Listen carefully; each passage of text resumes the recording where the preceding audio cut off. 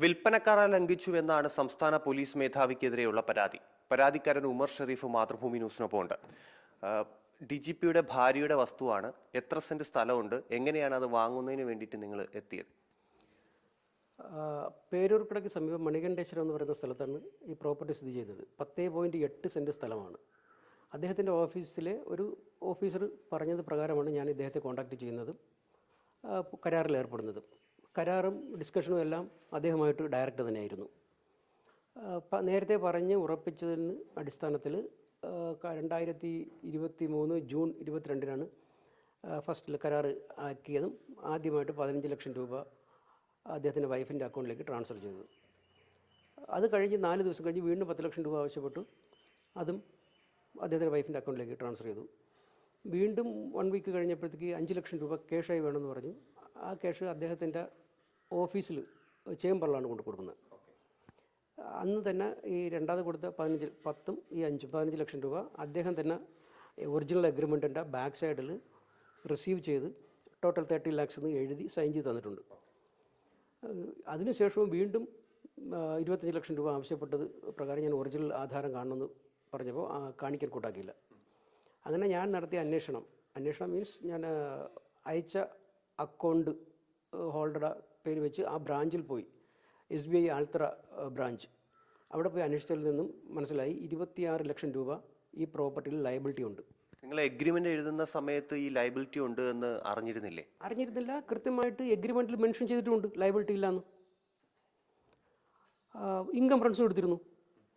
Income friends എടുത്തപ്പോൾ അതിനകത്ത് liability കാണിച്ചിട്ടില്ല.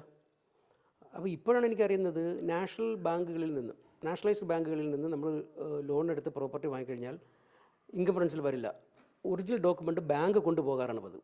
അതായത് നമ്മൾ ഈ ബാധ്യത സർട്ടിഫിക്കറ്റ് ഒക്കെ തുടക്കത്തിൽ വാങ്ങാറുണ്ട്.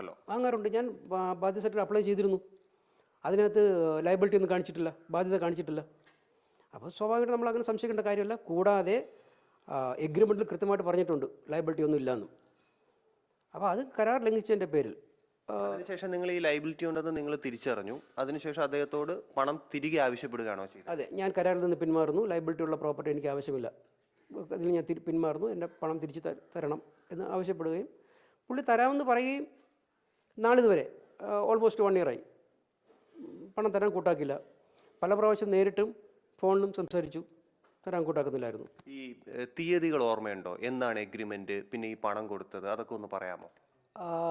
ഫസ്റ്റ് ഞാൻ പറഞ്ഞല്ലോ 22 ജൂൺ 2023 കരാർ. കഴിഞ്ഞ വർഷം അന്നാണ് 15 ലക്ഷം രൂപ ട്രാൻസ്ഫർ ചെയ്തത്. അത് കഴിഞ്ഞ് 4 ദിവസമോ 27-നാണെന്ന് തോന്നുന്നു വീണ്ടും 10 ലക്ഷം രൂപ ബാങ്ക് വഴി തന്നെ ട്രാൻസ്ഫർ ചെയ്തു. അത് കഴിഞ്ഞിട്ട് ഒരു നിയർലി 1 വീക്ക്, ഡേറ്റ് എനിക്ക് ഓർമ്മയുണ്ട് കൃത്യമായിട്ട്, ഞാനെല്ലാം കോടതിയിൽ രേഖാമൂലം സമർപ്പിച്ചു. ഓഫീസിൽ കൊണ്ട് കാശ് കൊടുത്തു. അപ്പോൾ അന്നേ ദിവസം അദ്ദേഹം ഈ രണ്ടാമത് കൊടുത്ത 10ഉം മൂന്നാമത് കൊടുത്ത 5ഉം 15 ലക്ഷം രൂപ ലാക്സെന്നും ടോട്ടൽ 30 ലാക്സെന്നും എഴുതി സൈൻ ചെയ്ത് തന്നിട്ടുണ്ട് ഒറിജിനൽ അഗ്രിമെൻ്റ് ബാക്സിൽ. പിന്നീടാണ് ഈ വീണ്ടും പണം ചോദിക്കുകയും കൊടുക്കാതിരിക്കുകയും ഞാൻ ബാങ്ക് വഴി അന്വേഷിക്കുകയും കാര്യങ്ങൾ ചെയ്തപ്പോൾ ലയബിലിറ്റി ഉണ്ടെന്ന് അറിഞ്ഞിട്ട് ഞാൻ ഇതിൽ നിന്ന് വിഡ്രോ ചെയ്തു. എന്തുകൊണ്ടാണ് അദ്ദേഹം ഈ പണം മടക്കി നൽകില്ല എന്ന് പറയുന്നത്? ഈ എഗ്രിമെൻ്റ് ഉള്ളതുകൊണ്ടാണോ? എന്താണ്, നിങ്ങൾക്ക് എന്ത് തോന്നുന്നു? എനിക്ക് അതാണ് മനസ്സിലായത്. സ്വാഭാവികമായിട്ടും ഒരു കരാർ ലംഘനം നടത്തി X or Y. നമ്മൾ വാങ്ങിയ പണം തിരികെ കൊടുക്കണോ വേണ്ടയോ?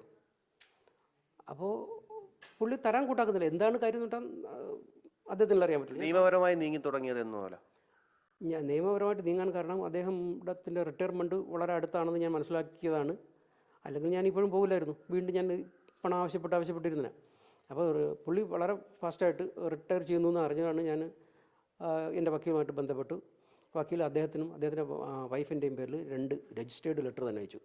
വിത്തിൻ 10 days ടൈം അത് ഫണ്ട് മടക്കി നൽകി ഈ എഗ്രിമെൻറ്റ് ക്യാൻസൽ ചെയ്യണമെന്ന് പറഞ്ഞപ്പോൾ അദ്ദേഹത്തിൻ്റെ വക്കീൽ റിപ്ലൈ ചെയ്തു, പണം തരാൻ സാധ്യമല്ല. അപ്പോൾ അങ്ങനെയാണ് ഈ പറഞ്ഞ എല്ലാ ഡീറ്റെയിലും വെച്ച് ഞാൻ ബഹുമാനപ്പെട്ട കോടതിയിൽ ഇതെല്ലാം സബ്മിറ്റ് ചെയ്യുകയും കോടതി ഇതെല്ലാം കേട്ട് അറ്റാച്ച്മെൻറ്റ് തരികയും ചെയ്തു. സബ് രജിസ്റ്റർ ഓഫീസിലും വില്ലേജിലും കോടതി ആമീൻ തന്നെ വന്നു ലെറ്റേഴ്സെല്ലാം കൈമാറി പ്രോപ്പർട്ടിയിലും നോട്ടീസ് പതിക്കുകയും ചെയ്തു. കൂടാതെ അദ്ദേഹത്തിന് രജിസ്റ്റേർഡ് ലെറ്റർ കോടതിയിൽ നിന്ന് അയക്കുകയും ചെയ്തു. പോലീസിനെ സമീപിച്ചിട്ടുണ്ടാകില്ല. പോലീസിനെ സമീപിക്കേണ്ട ആവശ്യമില്ലല്ലോ, കാരണം ആഭ്യന്തര വകുപ്പിന് ശ്രദ്ധയിൽപ്പെടുത്തി. അപ്പോൾ ഇത് അറ്റാച്ച്മെൻറ്റ് വന്നതിന് ശേഷവും പുള്ളിയുടെ ഭാഗത്തുനിന്ന് ഒരു അനുകൂലമായ നിലപാടില്ല. ഇപ്പോഴും എനിക്ക് കേസുമായിട്ട് മുന്നോട്ട് പോകാൻ താല്പര്യമില്ല. എൻ്റെ പണം തിരികെ കിട്ടിക്കഴിഞ്ഞാൽ ഓഫ് കോഴ്സ് ഞാൻ അറ്റാച്ച്മെൻറ്റ് വിഡ്രോ ചെയ്ത് കേസിൽ നിന്ന് പിൻവാങ്ങാൻ തയ്യാറാണ്. ആഭ്യന്തര വകുപ്പിൽ എങ്ങനെയാണ് ശ്രദ്ധയിൽപ്പെടുത്തി? ആഭ്യന്തര വകുപ്പിൽ ശ്രദ്ധയിൽപ്പെടുത്തിയത് ഞാൻ ഓൺലൈൻ വഴി CM-ന് പരാതി കൊടുത്തു. കൂടാതെ അദ്ദേഹത്തെ നേരിട്ട് കാണാനൊരു ശ്രമം നടത്തി. പക്ഷേ നേരിട്ട് കാണാൻ കഴിഞ്ഞില്ല. അദ്ദേഹത്തിൻ്റെ പൊളിറ്റിക്കൽ സെക്രട്ടറിയെ നേരിട്ട് കണ്ടു, കാര്യം പറഞ്ഞു. അദ്ദേഹം പറഞ്ഞതിൻ്റെ അടിസ്ഥാനത്തിൽ 1 വീക്ക് ടൈം തരൂ, ഇത് സംസാരിച്ച് ക്ലിയർ ചെയ്യാം എന്ന് പറഞ്ഞിട്ട് പ്രകാരം ഞാൻ വീണ്ടും വെയിറ്റ് ചെയ്തു. അതിലും ഒന്നും സംഭവിച്ചില്ല, ഒരു നടപടിയും വന്നില്ല. അങ്ങ് DGPയുടെ ഒരു വിശദീകരണം ഔദ്യോഗികമായി വന്നതല്ല, അത് ശ്രദ്ധയിൽപ്പെട്ടോന്ന് അറിയില്ല. ഇങ്ങനെ ഒരു കരാർ ലംഘനം നടത്തിയിട്ടില്ല, കരാർ എഴുതും മുമ്പ് തന്നെ ഇതുമായി ബന്ധപ്പെട്ട ഒരു ധാരണ ഉണ്ടായിരുന്നു, അതായത് വായ്പാ ബാധ്യത ഉണ്ട് എന്ന കാര്യത്തിൽ ഒരു ധാരണ ഉണ്ടായിരുന്നു എന്ന് അദ്ദേഹം പറയുന്നുണ്ട്. അതിനോട് എന്താ പറയാനുള്ളത്? ആ ഒറിജിനൽ എഗ്രിമെൻറ്റ് അല്ലെങ്കിൽ എഗ്രിമെൻ്റ് കോപ്പി നിങ്ങൾ വായിച്ച് നോക്കിയാൽ മതി. കൃത്യമായിട്ട് അതിൻ്റെ 8ാമത്തെ പാരഗ്രാഫിൽ വളരെ വ്യക്തമായിട്ട് പറഞ്ഞിട്ടുണ്ട്, ഈ പ്രോപ്പർട്ടിയിൽ യാതൊരുവിധ ബാധ്യതയും ഇല്ലയെന്ന്. അത് എഗ്രിമെന്റിൽ എഴുതിയിട്ടുണ്ട്. അല്ലാതെ എന്തെങ്കിലും ധാരണയായി ഉണ്ടായിരുന്നോ? അദ്ദേഹം എന്തെങ്കിലും സൂചന എന്തെങ്കിലും നൽകിയിരുന്നോ? അങ്ങനെ സൂചന തന്നിരുന്നു എങ്കിൽ കരാറിൽ അങ്ങനെ എഴുതുമോ? പ്രത്യേകിച്ച് ഇത്രയും ഒരു ഉന്നത സ്ഥാനത്തിരിക്കുന്ന വ്യക്തി. ഇനി എന്താണ് തീരുമാനം? എനിക്ക് ഇപ്പോഴും ഞാൻ പറയുന്നത്, എനിക്ക് കേസുമായിട്ടോ മറ്റു മുന്നോട്ട് പോകാൻ താല്പര്യമില്ല.